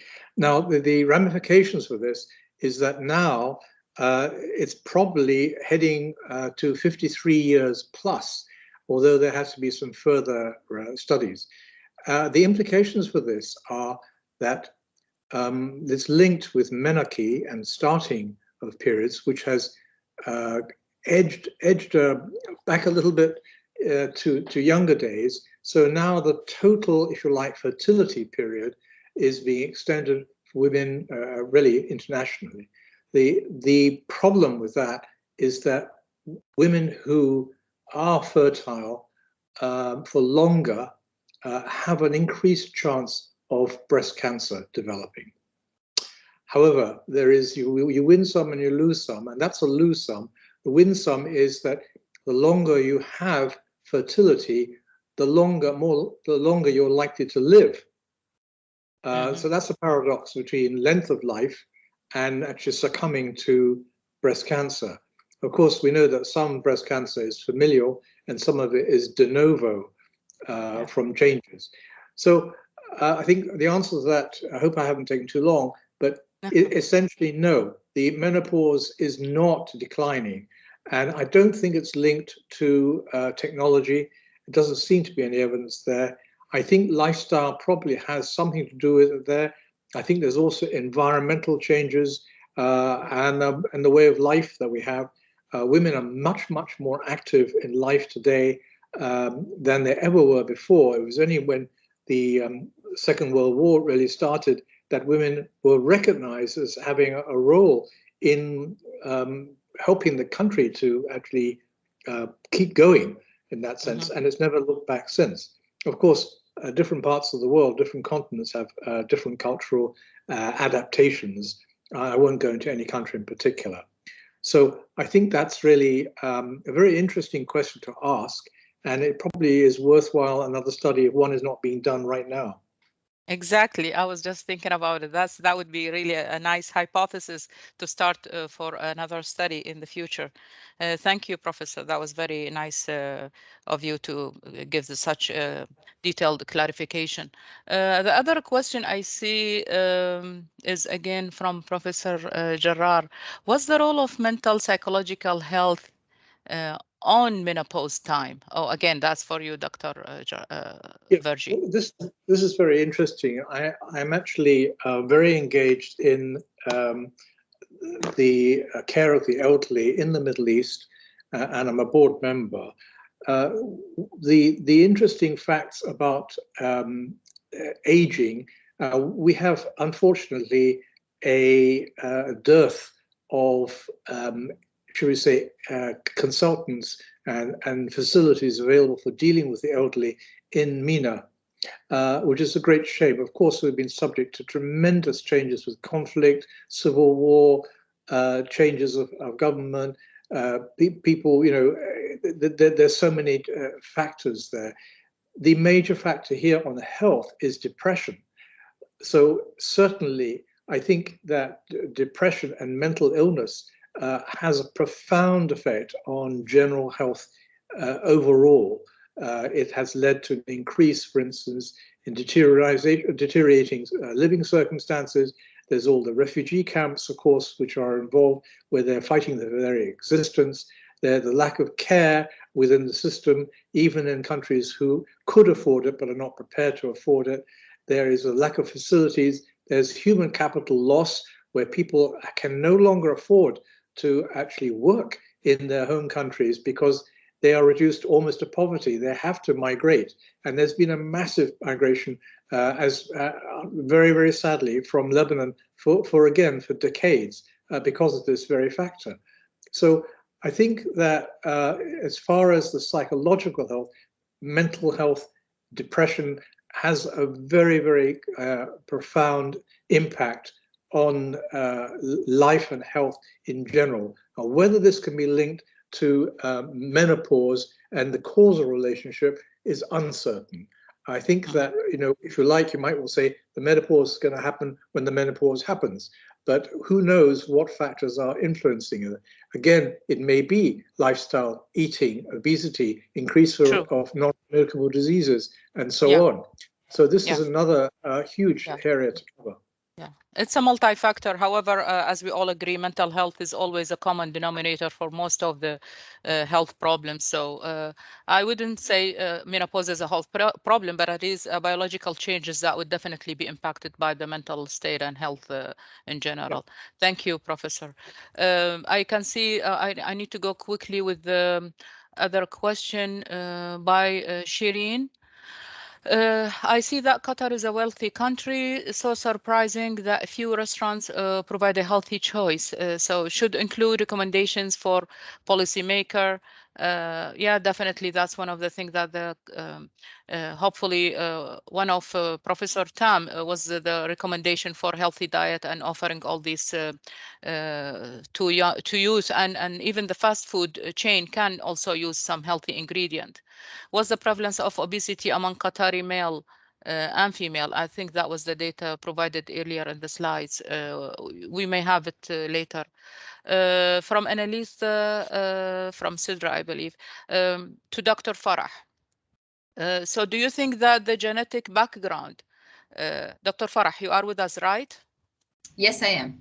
Yes, you can hear that. So a question for you is asking, do you think that the genetic background can have a role in explaining the difference between Lebanese and Qatari women in the postpartum weight retention?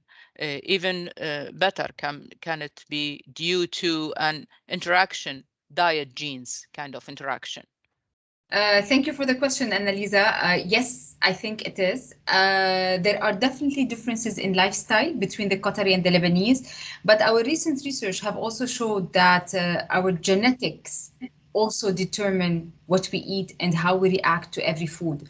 So diet gene interaction is definitely a possibility in addition to lifestyle differences. Mm-hmm. Perfect. So that's something you may consider later on. My question is for, again, Dr. Farah. So why do you think gestational weight retention was due to higher protein intake? Usually higher carbohydrate intake and low protein intake is observed for weight. Thank you. Also, we have struggled with interpreting this observation. As I agree with you, usually higher protein is associated with lower weight gain. However, when we dig further in the data, protein that is being taken is usually protein that is accompanied by high intake of saturated fats, by high intake of cholesterol. So protein that is being taken in is rather the animal protein rich in fat and protein as well. So that could be an explanation. Thank you very much. I have a question for Professor Khalil. When in your study, you attempt to use supplement, and I wonder how come you didn't use a safest way, like by just introducing healthy diet, let them eat specific diet, fish or any, the high oily food that has high vitamin D component. So you can, perform this specific recommendation by adding extra vitamin D to the mother in a safety way. Have you ever thought about it, or do you think using the supplement would guarantee the dose?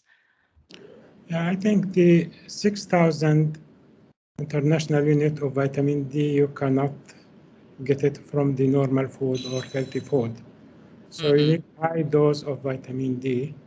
Okay. Yes, and other than the first 6 months after delivery, you can use the healthy food. But during pregnancy, the baby born is formed intrauterine, the mother's bone is washed with the from the calcium and the phosphorus. Plus, if she continues exclude breast milk in the first 6 months, she will be deficient in vitamin D, and she may have also osteoporosis later on, especially for other grandma and our ma in the past when they have the gravida 10 para 10. Yeah. So none will have vitamin D, calcium, and phosphorus, and they will shrink after age of 40 or 50. So they will have severe osteoporosis. I believe that 6,000 international unit, you cannot find it in the normal healthy food. Okay, so it's not going to be feasible. However, you haven't experienced any toxicity level, right? To my understanding, it's very low percentage of people in the world, actually, all the data have ever experienced vitamin D toxicity because it's dissolved in the fat, so it will be stored in the fat. With other study, we have higher normal level, but we did not reach to the toxic level. So it is easy and it is safe to give the mother 6,000 international unit during the first 6 months, because it will be used from the breast milk and for the bone of the mother herself. Yeah. But I bet the IRB gave you a hard time getting all the approval given this RCTs. You know, any interventional study would definitely give you a hard time. But thank you very much. That was very interesting to listen to. At the end, I think we're done with the time. And thank you to all our presenters. Can I make a comment? Oh, yes, sure. Professor Tam, yes, you can. This is Dr. Tam Donnelly here. Yeah. I'd just like to make a comment regarding the link between some insight between our study with Dr. Farah study. In our study, we actually found that 2/3 of our participants were either overweight or obese with the mean BMI of 28. So in terms of Dr. Farah's study, she found that women in Qatar have a more difficult time to lose weight after the delivery than I was thinking that if the woman is already have either overweight or obese coming into pregnancy, they would have a much harder time to lose weight after the baby is born as well. What do you think? Yeah, I totally agree with Dr. Tam, and definitely the argument that she's giving is plausible and true. Women who come into pregnancies of higher weight would probably have more difficult time to lose and will have more weight retention after delivery. And this is a finding of ours. Right, yes. Dr. I think it would be, yes, sure, you can add. Can I come out with one brief comment? And just to support Dr. Khalil, everyone gets worried about twitchy about vitamin D toxicity. I think this is actually completely overblown. And you need to take something like 60,000 international units daily for months before any signs of toxicity actually occur. So, 6,000, 10,000, even 20,000, it really isn't. And nobody's going to be taking that on a daily basis. Would you agree, Dr. Khalil? Yes, doctor, it is the 6,000 for 6 months in our patients. None of them reach 90 nanomole. That's right. Don't have any calcium or phosphorus calcium creatine ratio in the urine. So our experience, we don't have any toxicity. Good. It is safe. Excellent. And it was influential when it comes to increase the vitamin D level for the infant, which is plausible. Thank you very much. Dr. Inas, maybe you have a baby, or if you ask any mothers with a baby, it's difficult to give the newborn baby the medicine. The baby is clever and he can taste and he can either smell. accept or not accept the medicine. Plus, if you give extra 1 or 2 drops, it is toxic for the newborn baby. A minimal deviation from the dose can cause toxicity or underdose. So it's safest to be given to the mom, and even if it's extra, as we said, it's a fatty soluble. It can be even stored in her fat and then use it later As I on. mentioned, 9-month delivery plus 6-month breastfeeding is wash the bone. So if you are not giving a high supplementation, she will end with severe osteoporosis. And at the end, will said, oh, everything is painful, joint, back. So this is really good for the mothers to be aware about the use of vitamin D during pregnancy and after the delivery. Actually, vitamin D, since they found that there is a vitamin D receptor all over the body, so it's not only significant for bone and joints and all these things, it's almost significant to everything, immune system, mental health, in everything. So that's why I believe it's a very plausible study, and I would definitely support. We need more that kind of until we develop a strategy that can help Qatari women and their kids to avoid having vitamin D deficiency from all aspects, lifestyle, food, getting the supplement, all these kinds of things, support. Thank you very much. I really enjoyed listening to all of you, and I hope our attendees also enjoyed it, definitely. And thank you for answering all the questions and your cooperation and the time you spent preparing your slides. Thank you, and I hope everybody enjoyed and found all the presentations were useful, kind of health education to everyone. Thank you, and have a lovely day. Thank you to everybody. Thank you very much. Thank you. Bye. Thank you. Bye. I appreciate it. Thank you. Salam alaikum. Salam.